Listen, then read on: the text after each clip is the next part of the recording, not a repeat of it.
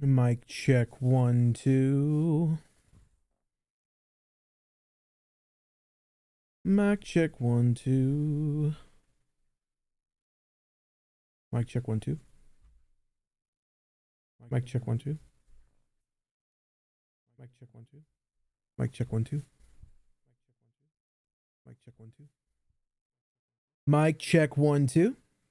Test test test mic check. Check 1 2. Test test test mic check. Check 1 2. Test test test mic check. Max 100%. Max 100%. Not bad. All right. I think we're golden. Hello, everybody. Welcome to the first stream of the year. And I don't know. I don't particularly want to stream 8 hours a day, 5 days a week. I guess I will if I have to. But if everything goes according to plan this year, everybody makes their New Year's resolutions, right? The plan is to at least go live once a week for 1 hour. Bare minimum. But mainly just to help promote my newsletter that has been kicking off and going rather well.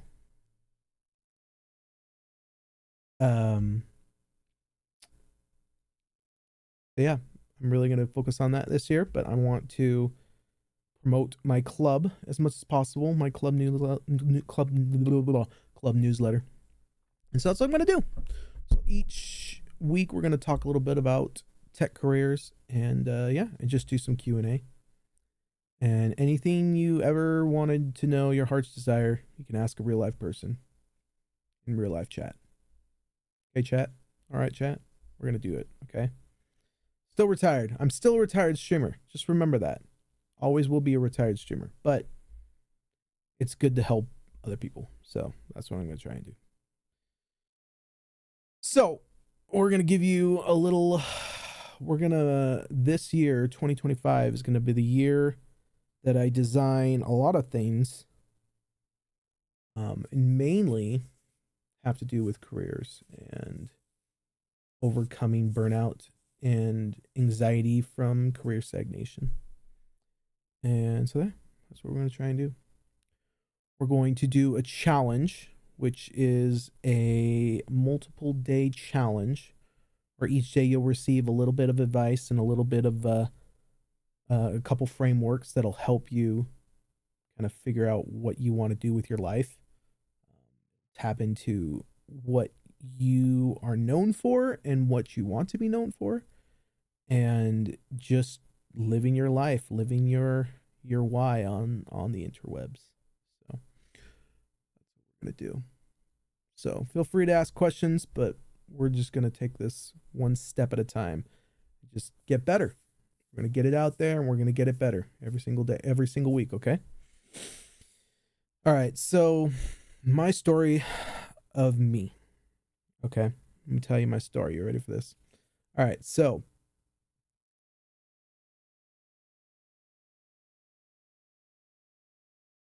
almost 20 years ago, or like 16 years ago, right? I went to college and I decided that I wanted to be an IT guy, a system guy. And because I love systems, right? Like even as a kid, like I loved computers, and everyone in my family and my friends, my extended family knew that I loved computers, and they would always ask me questions about computers. This is when computers were fairly even new. Internet wasn't really big back then, believe it or not. But yeah, but I was obsessed with online. I was obsessed with digital things. I was obsessed with computers. And so obviously, since computers were kind of a big thing back then, right? They became a big thing at least. I decided to follow that career, right? And so I said, okay, I'll go to college. College experience wasn't college experience was mixed because it really comes down to where you need to go to learn stuff, but it's also you're learning about life, right? So there's two things. You're learning about whatever you want to learn about and whatever you're going to make a career in, but you're also learning about life. Like you're having a social life. Everything is it's college is definitely the biggest social life you'll ever have. Trust me on this one. 100%. Okay. It doesn't have to be that way, but it mostly turns out that way because everybody is so close together in college and everybody is so aligned with getting their degree about the same time, right? And getting out into the world, and everybody has that kind of, everybody is going through that experience. Okay. Everybody is going through that thing together, and that creates connection, that creates very, very strong social connections, right? And so I got that in college. Yes, definitely. But on the career side, like computers were just my soul. Like I didn't need to go and learn more about computers. Yeah, there was technical details I needed to learn to become a major or figure out what I was going to do their way. But for the most part, I knew computers. I didn't really need to learn about computers. I already knew that. I was doing that for years before, right? Like just soaking up everything about computers and how they work and how to make them work for the people, how to build the systems, how to repair the systems, whatever, right? So usually it was just more of a matter of getting a formal educational degree with that so that I can have that, right? I can have that achievement, put that on my resume. I have a bachelor's in information systems, right? So if everything was going according to plan that way, right? And the social life was actually pretty good in college, like definitely best social life I had. Plus, I was the healthiest. It was just all around good times, right? But then you graduate and you enter the real world, okay? And what ends up happening there is usually some sort of shock, right? Here you are in college, partying, doing whatever you want to do. And everything is just flows, right?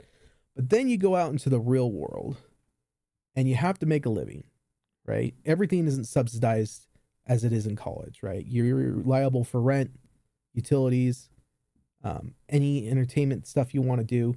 Usually it costs money, right? Because the world costs money to do stuff, right? And so every time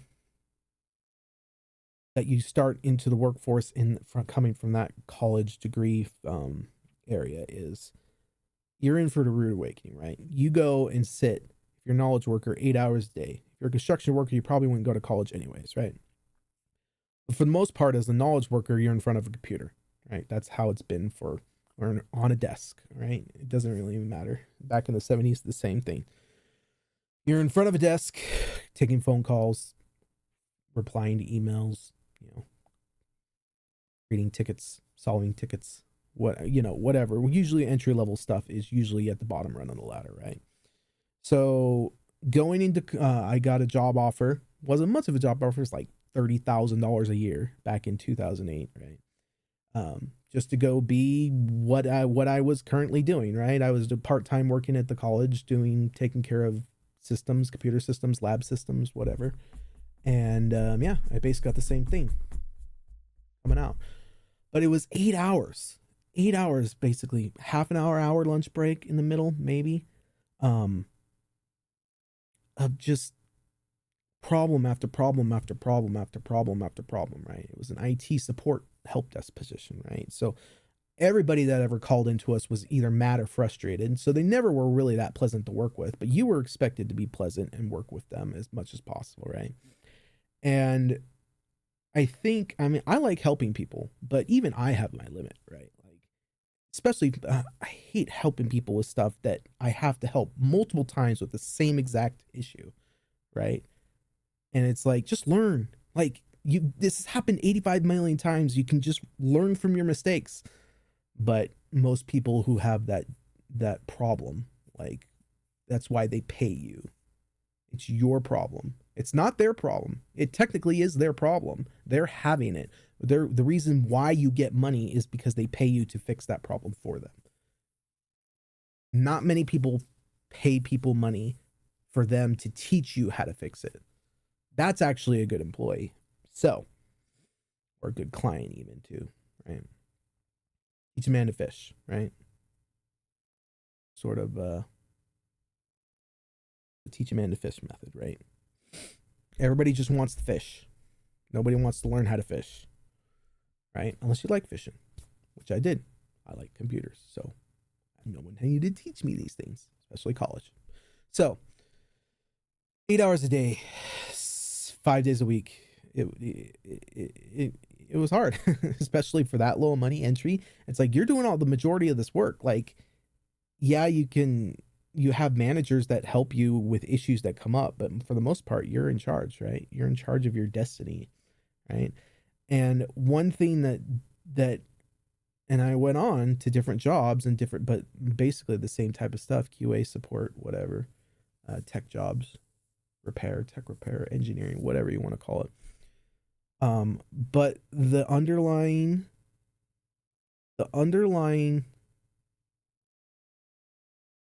problem with starting out a career is that you don't realize that you're in control of your destiny. You're in control of what you learn. You're in control of the skills you acquire, right? Companies should help you get there, right? But there is too much bureaucracy. There is too many people with different desires, especially ones at the top of the company. Their desire is not to teach you, get you to grow. They might say that because they want to hire you, but as soon as you're hired, they're just their only desire in life is to get as much value as out of you as possible for as little money as possible, right? And then when you go and say, oh, 2 years later, it's like, you know what? I've brought a lot of value to this company, and you go ask for a raise. Either they're going to say you, oh, of course, yeah, because they want to keep you, but they won't give you what you're worth until you show it to them, right? And even then, they might just let you go and be like, yeah, we don't want you here anymore, because then they'll just get somebody else to replace you. And yeah, it'll take some time to get people up to speed, but they're doing that for a lot less money, right? Because they don't have to pay your outrageous salary that you think you demand, right? And so what I found and this happened over many years, right, in many different jobs, it was all the same, right? You need to understand where your interests aligns with the company and don't work anywhere above that. I'll give you an example. Like, I worked at that company for 3 years, right? 3 years. We went, a lot of people came through and a lot of people were let go. We even have a round of layoffs where they laid off half my team and didn't even tell me until I showed up to the day when they were all gone. It's really fun. But, but, and after about 3 years, I'm like, I need a raise. Like, guys, like, they didn't even have like cost of living raises. Like, I still was working for the same amount of money I was when I came out of college. And they're like, oh yeah, actually, what? I can't believe that. Like, my manager said that. I can't believe that. Like, it was like, okay, you're my manager. You know this. You're the. And it's just like, oh gosh, makes me so difficult mad. It makes me so mad that I built this whole system to overcome this trap that people fall into. Okay, so 3 years, eventually, I asked for a raise. Oh my gosh, I asked for a raise. And they said, okay, we'll look into it. And then like 2 weeks later, they laid off half my team. And so it's basically like, okay, well, he obviously knew that was going to happen, and he knew that a raise wasn't going to be possible. So I just had to grin and bear it. And so by that time, after that time, I knew I was done with the company. I was like, I got to leave. I got to get out of here. I got to go do something else. And, that was the start of my educational career. That was the start of what I didn't know is costing me money. And so, yeah. So I went and got another job, and a couple years later got another job, and a couple years later had to get another job. I've been fired, I've been laid off, I've quit on my own. Like, I've run the gamut of career stuff. And so that's kind of why I think I have this kind of special perspective on careers in general. And so now I'm just doing stuff on my own, raising my kids as well, working from home and doing what I think I should be doing to progress my own career, to progress my own personal brand, to progress everything that I'm doing. And that's embodied in the Club 255 that I make, that I run and create for, I should say. So, um,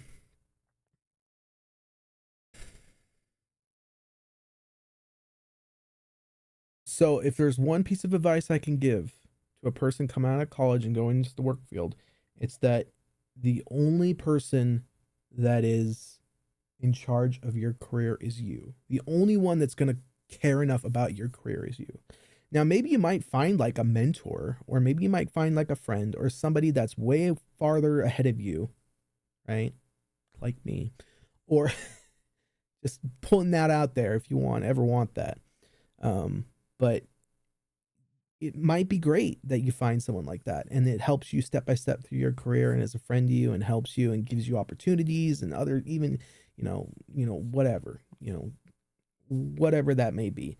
But for the most part, it's not going to happen, right? Because you're in charge of what you are and who you become. And so in order for you to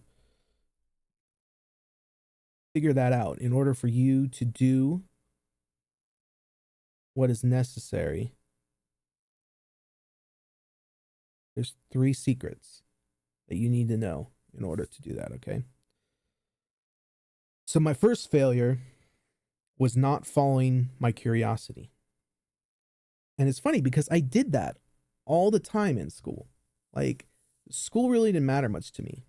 As a kid, like, the physical structure of school never mattered to me. It was always, what am I learning? What am I trying to learn? What do I want to learn? Yeah, this didn't happen till like 4th or 5th grade when I understood the basics: math, reading, writing, arithmetic, right? But I could learn on my own what I needed to learn. And I learned how to learn. And that's why curiosity is so important, because if you learn what you want to learn, or you try to, you're going to be infinitely better at it, right?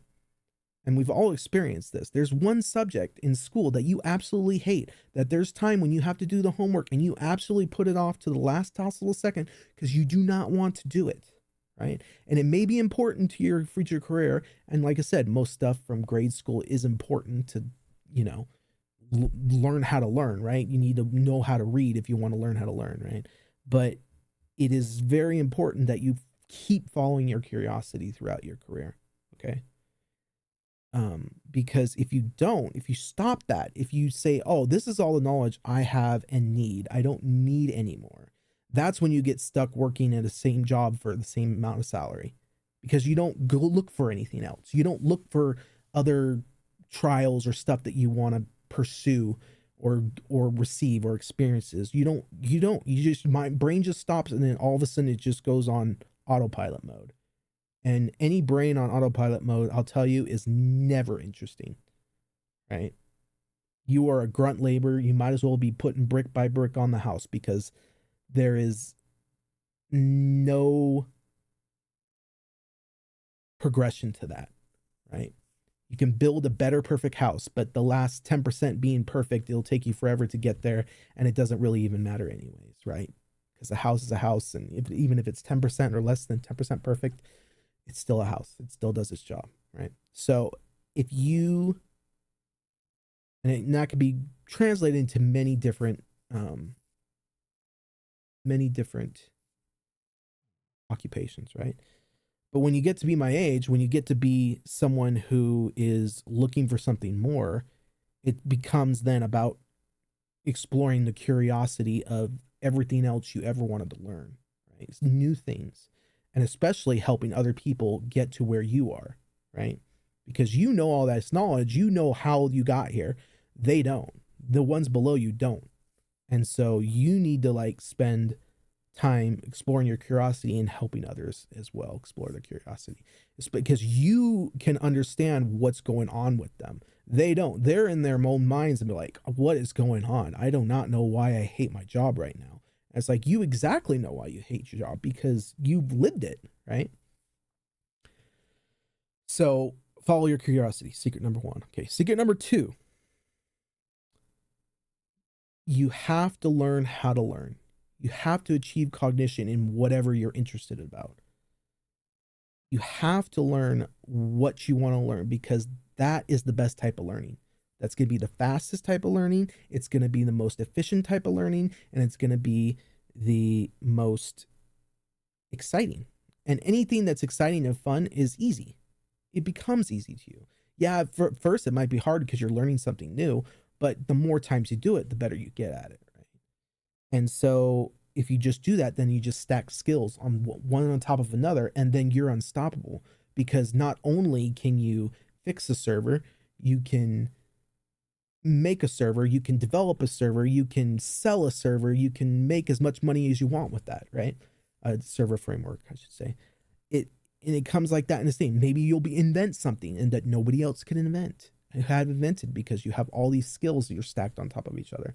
And when it comes down to it, I mean, that's what entrepreneurship is. It's personal progress, right? It's being able to do all these things because you're the only one doing it. You're the only one that believes in yourself. Like you're, mostly not even family or friends will believe in you at first, right? That's why you always see all these examples of crazy scientists or inventors right in their basement, not doing doing crazy things because no one believes they can do it until they come out with the invention and it's like, well, this is amazing. Wow, how'd you figure that? And they go on Shark Tank and make millions of dollars, right? But no one cared until they got on Shark Tank, right? No one cared that they were in their basement being crazy, making up silly things. And this is not just like standard people like weirdos in society. This is like Benjamin Franklin. This is Leonardo da Vinci. These are people who were who were at the beginning always frowned upon. They frowned upon. They didn't think they were anything until even after their lives they found out that, wow, this guy was actually a genius. This guy was actually amazing. So nobody recognizes genius at the beginning.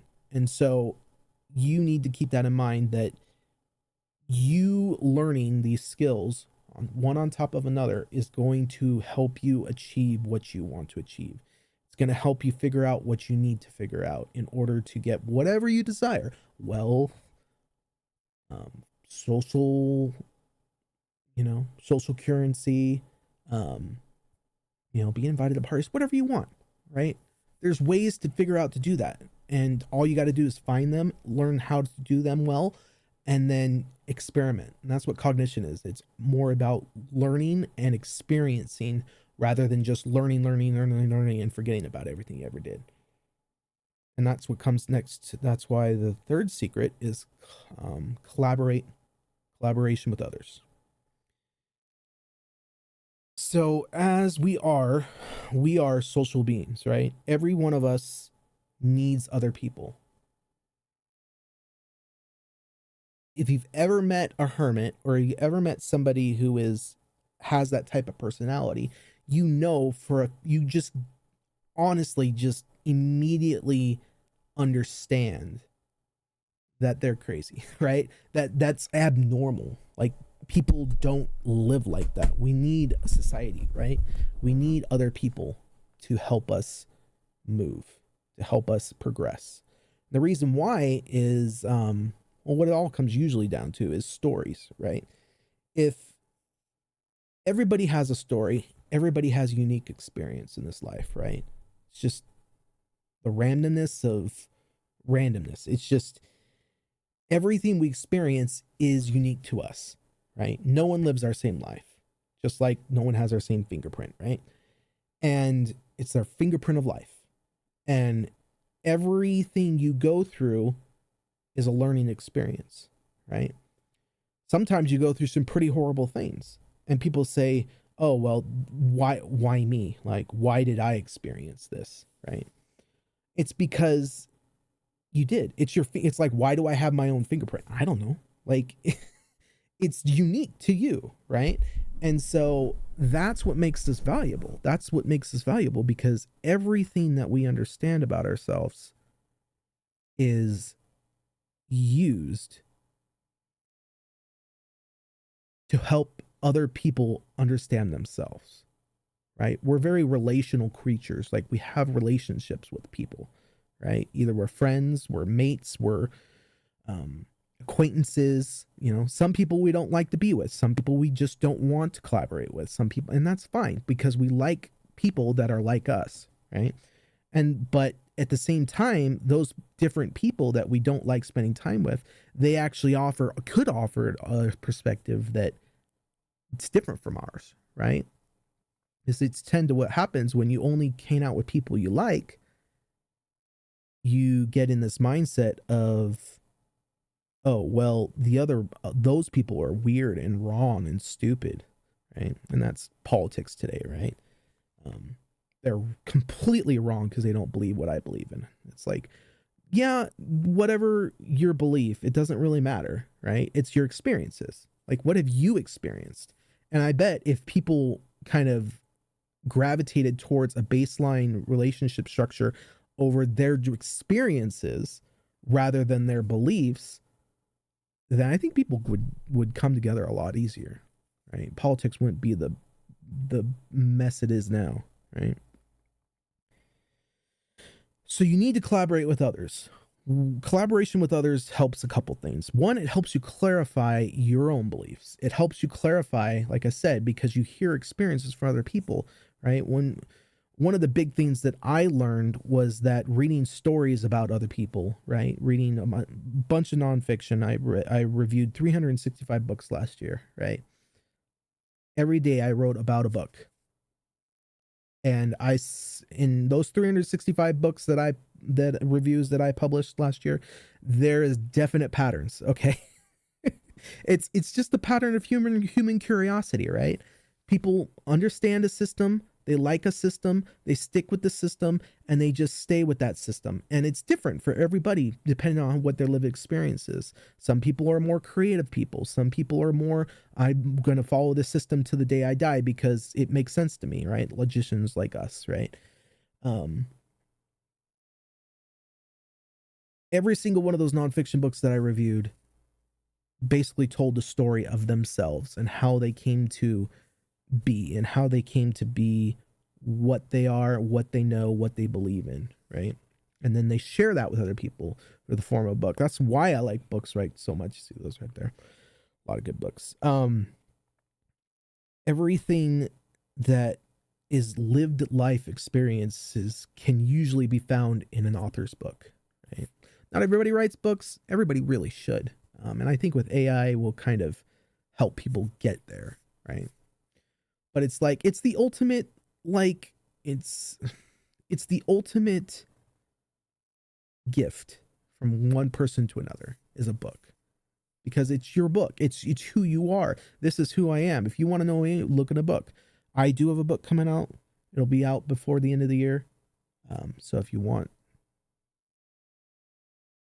status updates on that, join the club, club255.com. Okay. So you need to collaborate with other people, because that's how you figure out who you are. That's how you get clarity on who you are. Number two, you have to understand that collaborating with others is how you build authority. Okay. If I took my life and I wrote everything down, wrote my own biography, 1,000-page biography, it could just be my journal or something every day, right? If I did that and then put it on the shelf and no one ever saw it, what is the point, right? It can give you clarity about your life, but no one's going to know about it, okay? And so you need to collaborate with others in that aspect. You need to get the book out there. You need to get you out there, right? And there's many ways that you can do this. And social media is a topic unto itself, but it is the greatest innovation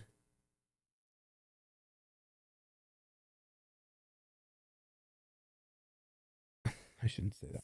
It is an important innovation, right? Because before, when we wanted to get our experiences out, we'd have to write a book, we'd have to get it published, we'd have to get it out to as many people as we could through mandatory or physical channels, right? Now anybody can write a book, get it out to anybody, due to the era of the smartphone, right? Social media, if I need to get a message out, email is instant, right? Social media can be found a lot of other people, right? If you're not on the email list, you're not getting that email. But social media other people can view your experiences and view your knowledge and whatnot. And so from there, it's just made such a impact in being able to get one person's voice out there. And I think that it was the starting point of what is now known as the creator economy, right? Where eventually our reputation will be online and everybody will be able to figure it out, and everybody will be instantly see whether we're worth looking at, right? There's always some sorts of problems here and there with spam and other stuff that's just on the outer edges and really just not contributing to humanity overall, right? And social networks kind of get that way too, right? Too many ads just kind of deflates the purpose of connecting with others. So if in a perfect world, social media would be a very great tool. But, as tools are, a hammer, what can a hammer do? It can kill people, but it also can build you a house, right? Everything that you do with a tool is up to you, right? So you have to collaborate with others in order to, one, clarify who you are, and two, get it out there, right? So that people can interact with you. Number 3 is engagement, right? Collaborating with other people gets you out of your head, okay? It understands that you are a person and they're a person and you have a connection, right? And you can connect with each other and do things with each other that both benefit you, right? It's working together to build something great, right? And you can't usually do it by yourself, right? There's always people. You're always going to need motivation. You're always going to need other people to do stuff that you can't figure out because they're just better at it, right? And we go into a whole nother section about in the challenge about learning about your, what Patrick Lencioni calls his 6 types of working geniuses. And that really opened my eyes, and we'll get to more about that later, about how we work with other people. And I think it's really important, and I think it's one of the biggest messages that needs to get out there right now, especially in a world where politics runs rampant and division politics runs rampant and everything feels like it's going to pot. But there's hope. There's hope. So those 3 secrets are basically what you need to get over the burnout that you feel, the career stagnation that you have. It's curiosity, cognition, collaboration. 3 C's. Easy. So there is a framework within my community. You're welcome to join it. Club255.com, right? And so in there, we're going to do some more cohorts and group activities to kind of achieve the career that you want, or achieve the brand that you want about yourself, right? Through the creator economy and social media and whatnot. So those are the 2 tracks basically. And you need to do both. You really do. Because 1, we need money. Everybody needs money. So everybody needs a career. But that doesn't mean that you can't build your brand on the side as well. So that's what our community is all about. That's what this challenge is all about. We'll get you started. We'll give you the tools and everything I've done and used myself to get there, get up to this point. And yeah, we will go from there. So first thing you got to do, club255.com, join the newsletter. Once you join that newsletter, you will get an email for further instructions on how to join the challenge. your career better, make your brand better as well.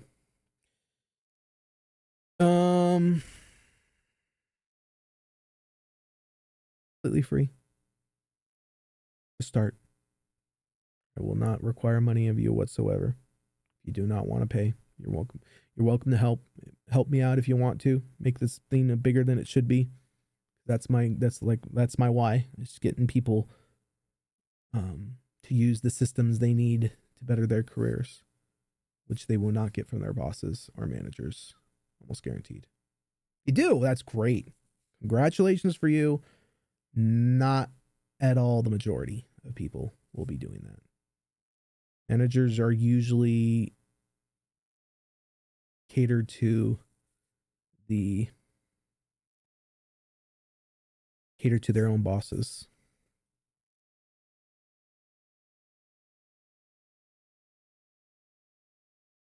And those executives cater to the shareholders. And the shareholders cater to no one but themselves.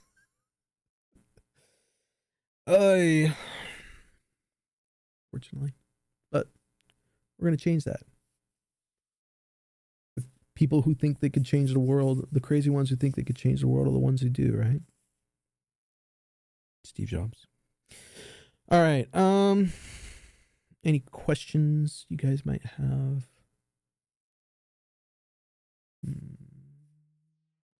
Put them down.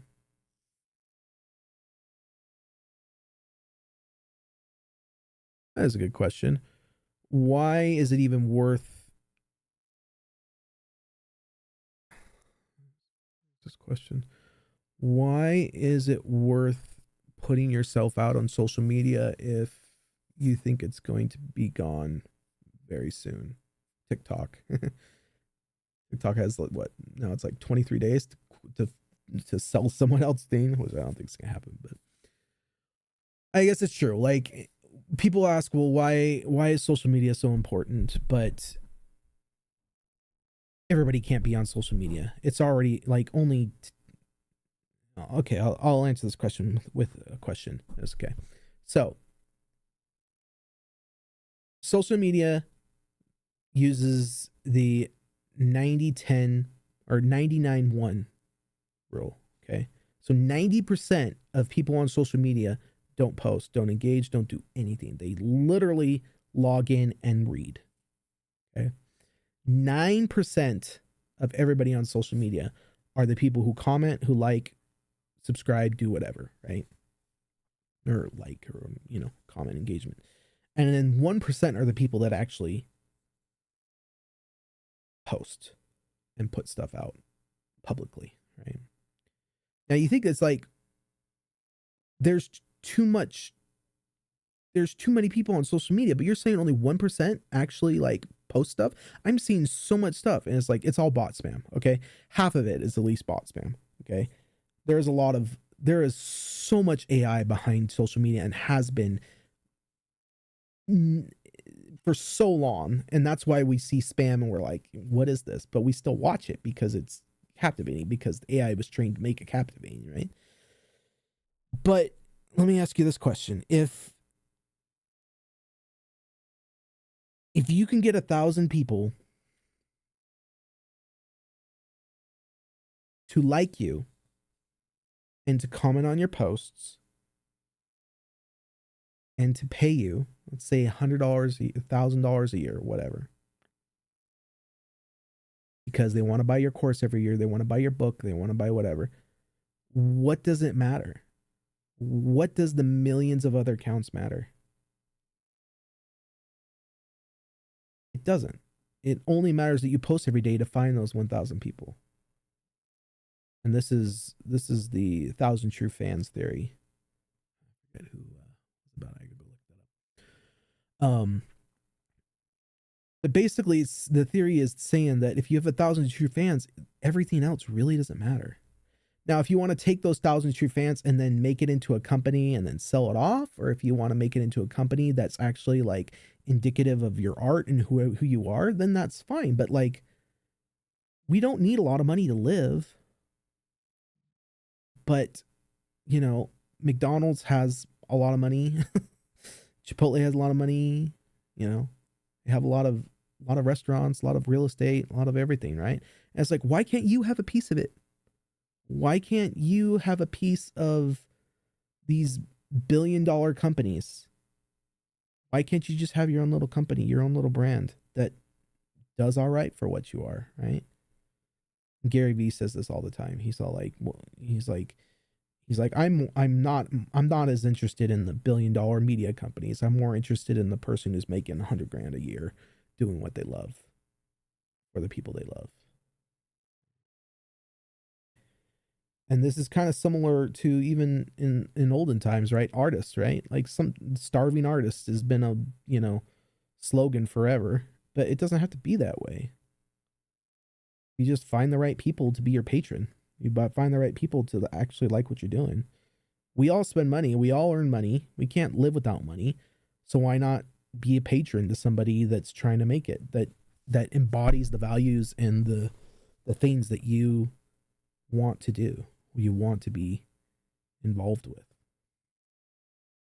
Okay. Oh, well, I don't have enough money. Oh, you have enough money to go to McDonald's every week, right? You have enough money to, maybe you don't have enough money to do all that, but then you should probably figure out a way to provide value for other people. Use the genius that you've been given, or the talents that you have, and just use them to help other people. Doesn't have to be even a lot of people. So that's, I think, it's amount of scale. Like our minds ourselves are only able to usually interact with about 120 different relationships, right? And that's kind of why you see YouTubers or big people that have these very big followings. You see them just not caring, like not caring to comment, not caring to reply.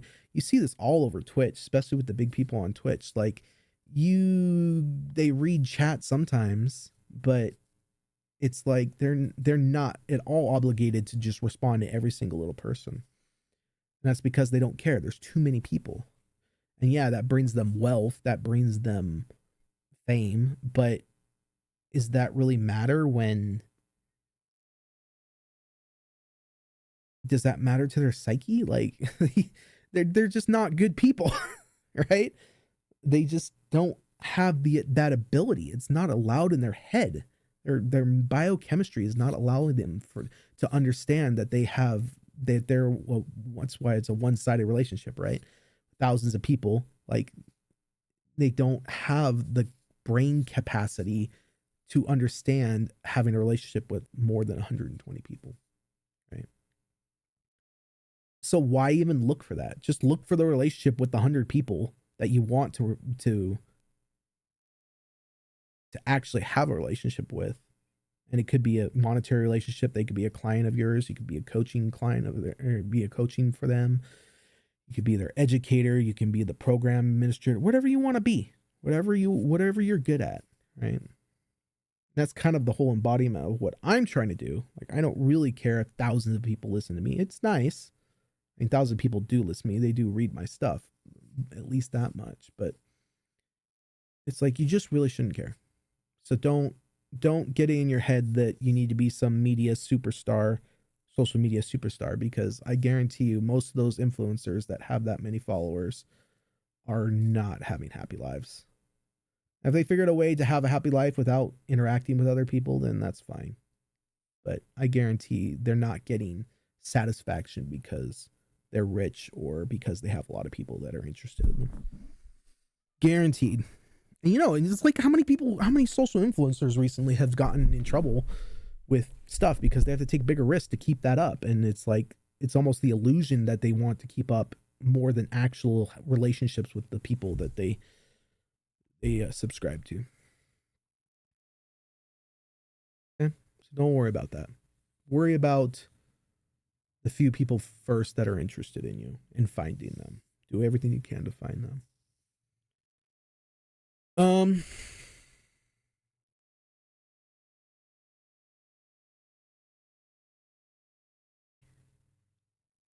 I want to write a daily newsletter like you, but I don't think people will subscribe to me if I do that.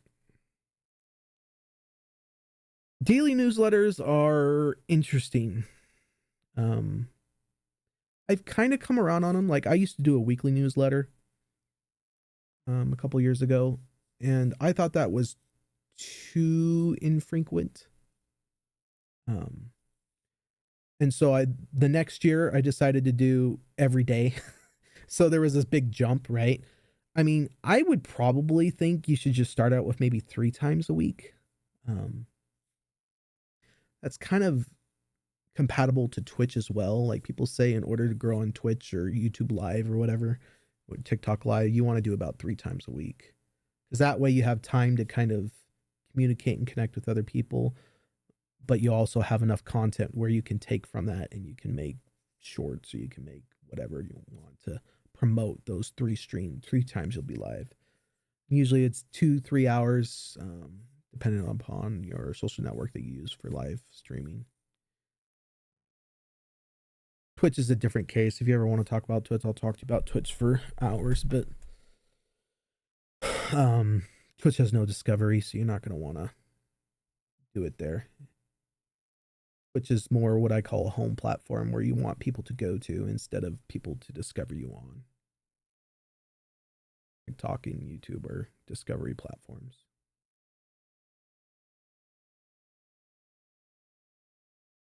But you don't own your audience. The algorithm completely defines whether you're going to. If you want an algorithmic social network and you want a home social network. So for me, my home network is my newsletter, which I receive all emails for. I have the email addresses. It's my content. No one could ever take that away from me. And then you have discovery networks where you use what the content here that you've made and then you distribute it to other places that people can then find you. And they click on the link to bio and they go to your home platform. They give you their email address in exchange for something of value that they want. And then you have them in your audience rather than subscribe to YouTube channel. Because you'll notice right now, and I think a lot of people are having this issue, where YouTube is not about subscribers anymore. And it's been this gradual change, and well, sudden change, really, I think. But it could be considered gradual because with the YouTube algorithm got so good that they didn't need subscribers anymore. They didn't need to subscribe to get the content they want because they know, okay, I spent this much time watching this video. Oh, I spent this much time watching another of his video and I wasn't even subscribed to him. Oh, and it just keeps going down the rabbit hole of the videos. Whereas the subscribers before, and this is what's called the social graph aspect, is where, and this was just like seriously 5 years ago. Like this was the mainstream, right? Before algorithms really started taking over. And it's just like you got popular because you got popular, right? People subscribed to you. People had the opportunity to interact with you and connect with you, and they wanted to keep you in their feed. But technically it's not your feed, right? It's YouTube's, and YouTube can change that whenever they want, and they do that with the algorithm on the daily, right? Adjustments and whatnot to stop people from gaming the system or whatnot. So subscribers really don't matter if it's not your audience, not your money, not your value. That's why I always think that social media is more of a experimentation platform for you to figure out how to attract people rather than you go there if you want to talk to me, right? And there's all sorts of platforms now kind of realizing that, like School is one of them. I use School for my community. It's really good. Use a lot of gamification features, and it just feels old internet, right?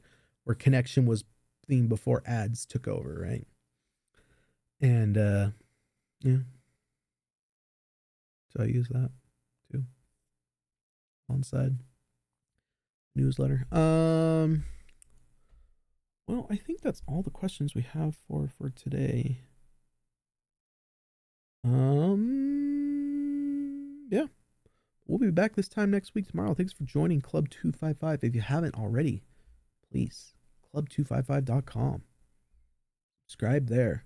Get your free stuff. How to take the career in your hands and hold it tight and make it grow. You know, the cool little slogan. Reading Rainbow slogan. Something like that. Anyways, we'll be back next week. Thank you for checking us out this week. We will put this up as our video for playback in our community. So make sure to join our community if you want access to that. Okay. I'll see you next week. Okay. Bye bye. Bye bye now.